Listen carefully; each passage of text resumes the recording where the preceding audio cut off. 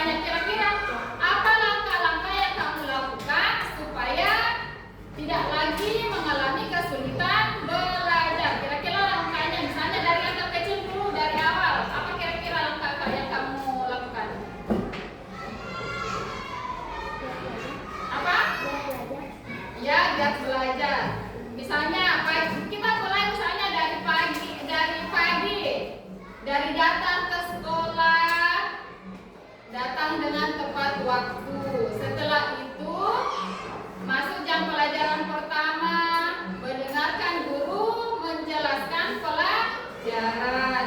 Kemudian yang kedua, mengerjakan tugas dengan baik. Kemudian yang ketiga, kalau misalnya kalian mengalami atau tidak mengetahui pelajaran yang kalian dapatkan, kalian bisa bertanya kepada guru. Itu langkah-langkah yang bisa kalian lakukan. Terus kalau misalnya ada PR dikerjakan di rumah, biar kalian tidak lagi kesusahan dalam belajar. Atau bisa setelah, kalau misalnya kalian tidak tahu nih PR-nya, bisa bertanya ke orang yang lebih tahu di rumahnya, misalnya kakaknya atau orang tuanya.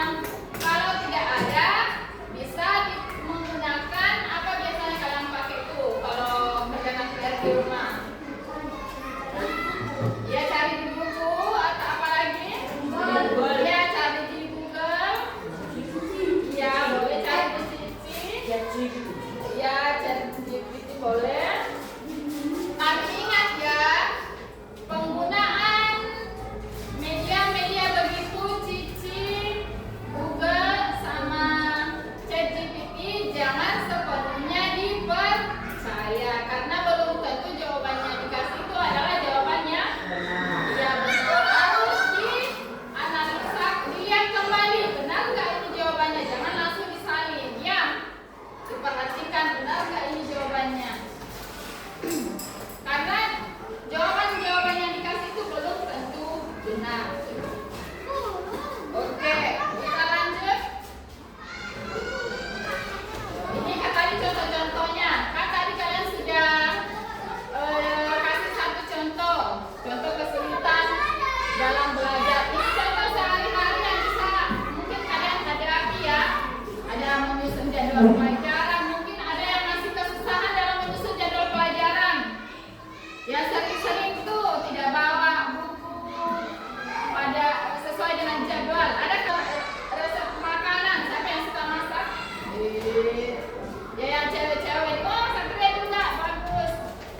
Yang suka masak. Mungkin ya, kalian mau masak, tapi belum tahu apa aja bahan-bahan dan alat yang perlu disiapkan. Jadi kalian bisa cari mungkin di internet ya resep-resep masakannya. Kemudian yang ketiga, ini menyelesaikan soal matematika. Seperti tadi ya, banyak yang susah tadi menyelesaikan soal matematika.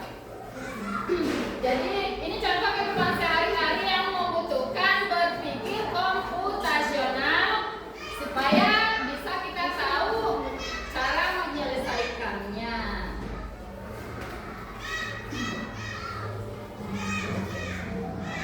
Ini manfaat-manfaatnya nih. Berpikir komputasional atau berpikir seperti komputer, ini manfaatnya. Ada yang bisa baca? Satu orang? Angkat tangannya coba. Bisa baca manfaatnya ini, manfaat berpikir komputasional. Ayo, Pandai bisa baca? Ayo, berdiri, ayo Pandai. Ya, selalu situ aja.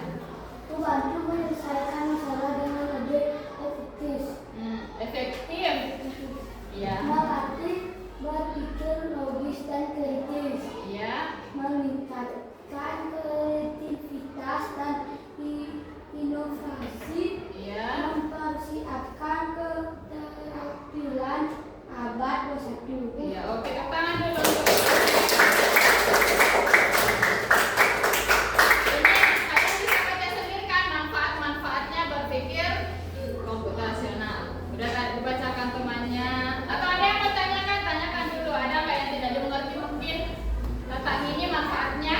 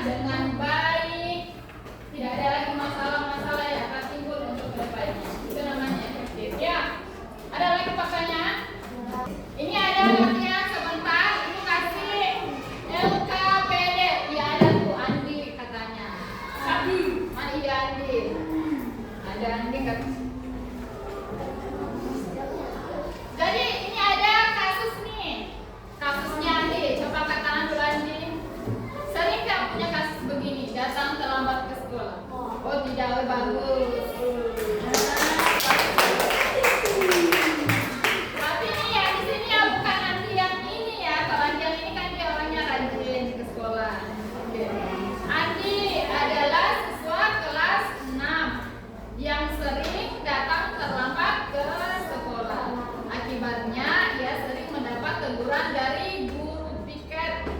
Padahal jarak rumah Andi ke sekolah tidak terlalu jauh. Andi ingin mencari cara agar bisa datang tepat waktu. Jadi ini masalahnya. Jadi nanti LKPD-nya itu kalian kerjakan.